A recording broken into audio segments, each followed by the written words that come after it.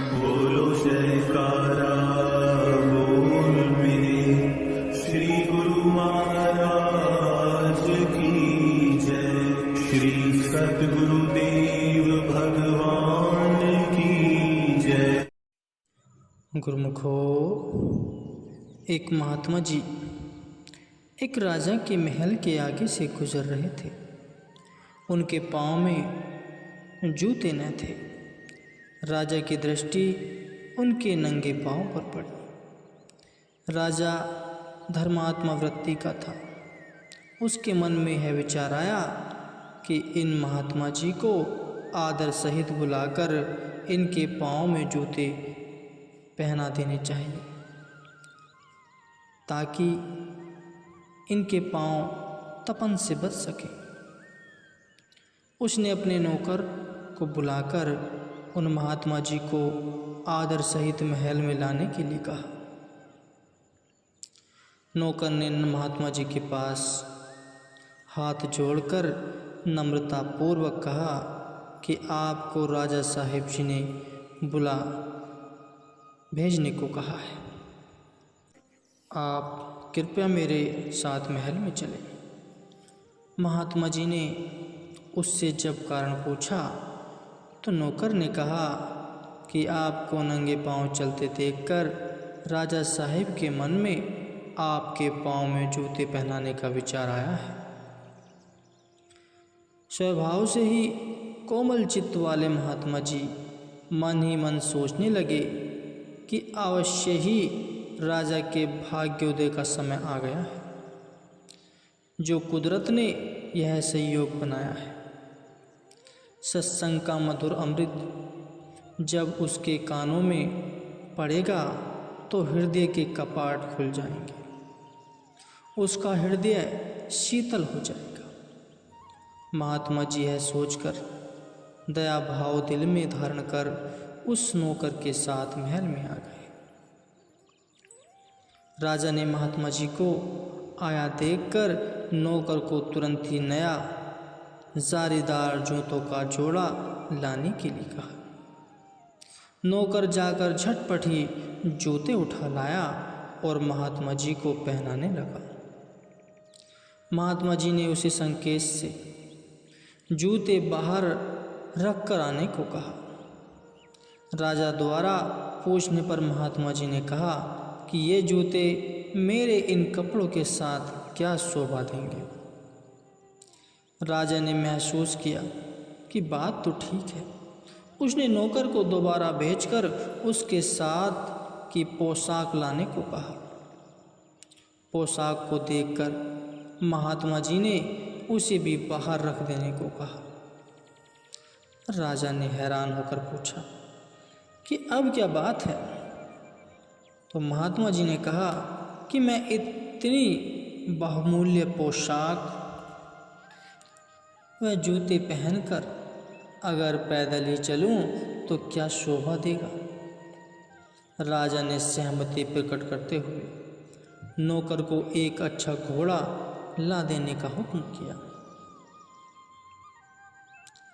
नौकर घोड़े को सजाकर सामने लाया तो महात्मा जी ने पुनः इनकार करते हुए कहा, उस घोड़े को वापस ले जाने के लिए कहा। राजा ने पूछा कि महात्मा जी अब क्या कमी शेष रह गई है। तो महात्मा जी ने कहा कि इतने कीमती वस्त्र पहनकर यदि मैं इस घोड़े पर सवार होकर किसी जंगल में से निकलूँगा तो मुझे बहुत मालदार जानकर अगर डाकू मेरे पीछे लग जाएं तो मेरे पास अपने बचाव के लिए कुछ भी नहीं। राजा ने उचित जान एक नई बंदूक लाकर महात्मा जी को दे दी।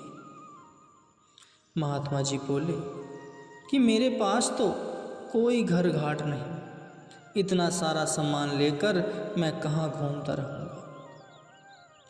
राजा ने तुरंत एक हवेली की चाबी महात्मा जी को थमाते हुए कहा कि आज से यह हवेली आपकी हुई।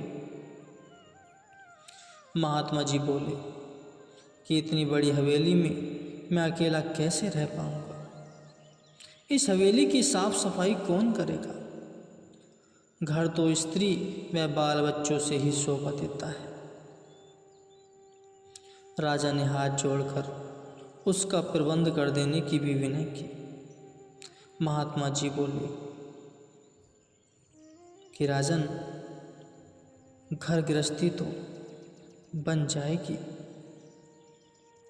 परंतु परिवार का कोई सदस्य यदि बीमार पड़ गया और भगवान को प्यारा हो गया तो उसके गम में रोना भी पड़ेगा। वह पीड़ा कौन सहेगा? राजा बोला कि परिवार की खुशियों में आप सम्मिलित होंगे तो दुख का भी भागी भी आपको ही बनना पड़ेगा। महात्मा जी ने कहा कि फिर तो ये सब पदार्थ आप संभाल कर रखो, जो थोड़ी परंतु अस्थायी खुशियाँ देकर ढेर सारा गम दे दे। मेरे पास ऐसे पदार्थों की कमी न थी, क्योंकि मैं भी तुम्हारी तरह एक राजा ही था।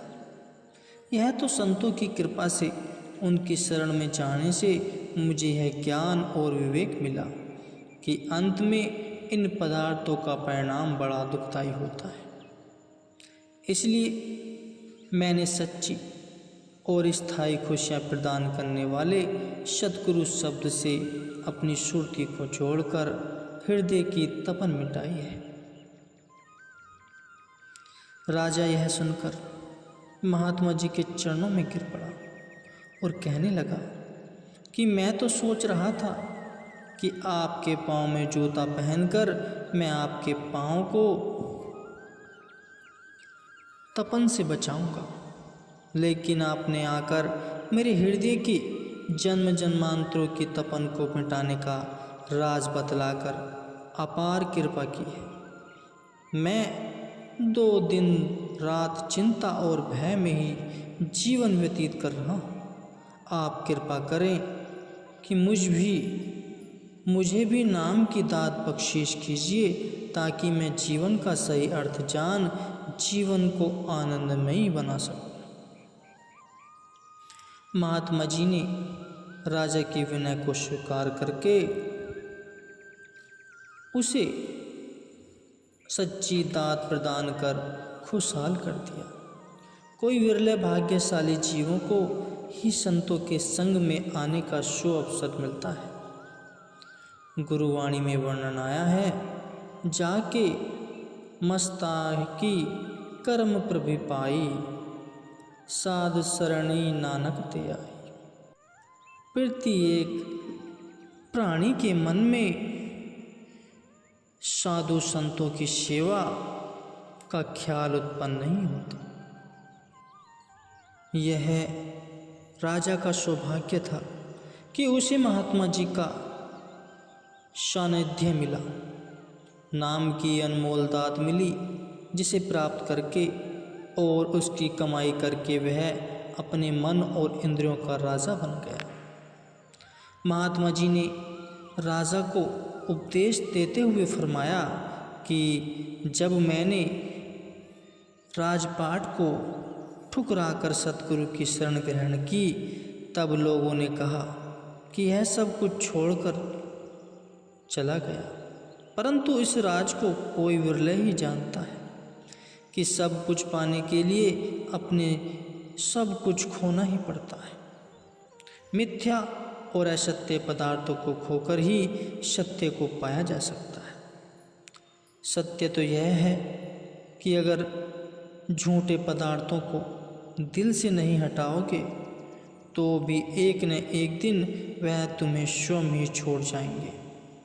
इसलिए आप भले ही राज्य में रहो, परंतु सभी प्रकार का कार्य व्यवहार करते हुए यदि राज्य की ममता को दिल से निकालकर अपने अंदर गुरु ज्ञान का दीप जलाओगे तो आपका जीवन जगमगा उठेगा। राजा ने महात्मा जी से जीवन जीने का सही ढंग सीखकर अपने जीवन को खुशहाल बना लिया। राजा संत जी के चरणों में नतमस्तक हो कहने लगा कि आपने मेरे जन्मों का दुख पल में ही दूर करके मेरे सोए भाग्य को जगा दिया। मुझे जीने का उचित मार्ग दर्शाकर मुझ पर बहुत भारी उपकार किया। आप धन्य हैं।